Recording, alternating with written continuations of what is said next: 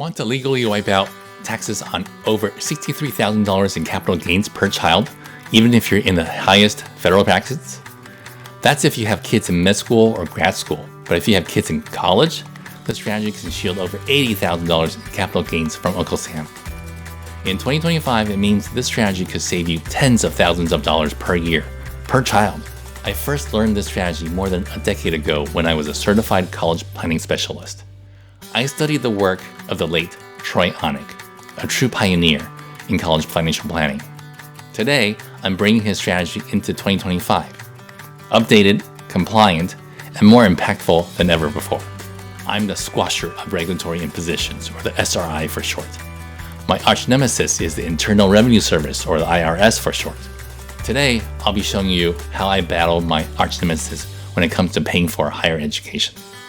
You'll see how you can have your child, if structured correctly, realize $80,000 in long-term capital gains in 1 year with $0 in federal tax liability. Plus, if you don't have that much of capital gains to offset that year, no problem. You may very well qualify for up to $1,000 of refundable education credit. That means cash back for up to 4 years of college, all while avoiding the 3.8% net investment income tax. So this works if you have a child who is a part-time plus college student under 24 years of age at year end and paying for more than 50% of their own support from the highly appreciated stocks you've been gifting them in a UTMA or UGMA custodial or investment account over the years. In this case, you would be able to avoid the tax on the full $80,000 in capital gains. This could also work if you have a student of any age who has graduated college and is now in medical school, dental school, law school, business school, post-bac program, or other post-college program, and that they're not earning much active income. In this case, the capital gains shielded would be about $1,667 less because of the American Opportunity Tax Credit, or AOTC. But that's still $63,000 plus in capital gains shielding. Not bad at all. So this is how the numbers work.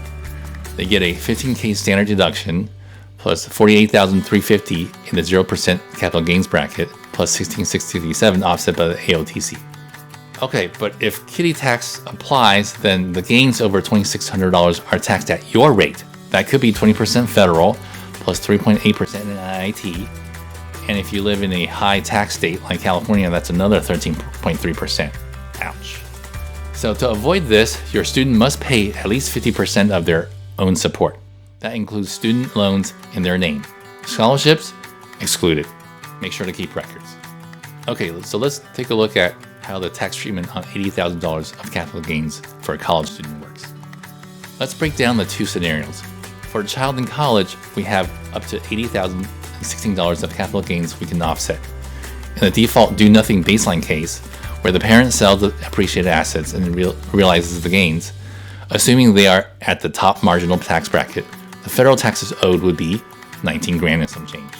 The parent would not be eligible to claim the AOTC because they phased out of it due to income limits. But now if we follow the conditions of the strategy to the letter, then the AOTC can be claimed by the student on their tax return, resulting in up to a $19,000 tax savings.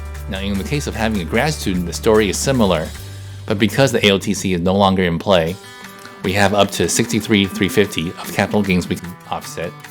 In the default do-nothing baseline case, where the parent still, again, sells the appreciated assets and realizes the gains, assuming that they are, again, at the top marginal tax bracket, federal taxes owed would be $15,000. So, if you have 2 kids in school, that's up to $160,000 in gains tax-free. 3, that's almost $250,000. Every year you qualify, you compound the benefit. Okay, make sure you watch out and avoid the following. Number 1, miscalculating support, which could be an audit risk. For example, stocks you give as gifts to your children in the same calendar year they sell don't count toward their own support. That's a big one. Number 2, claiming them as a dependent on your return. So make sure you don't do that. Number 3, overlooking financial aid impact. So this strategy most likely will hurt your eligibility when it comes to financial aid. So before you try this at home, talk to a professional. All right, so if you found this valuable, like, subscribe, and comment below, or share this with a parent or advisor. This is how families are able to make a big impact on their legacies. This is the SRI. We'll see you next time.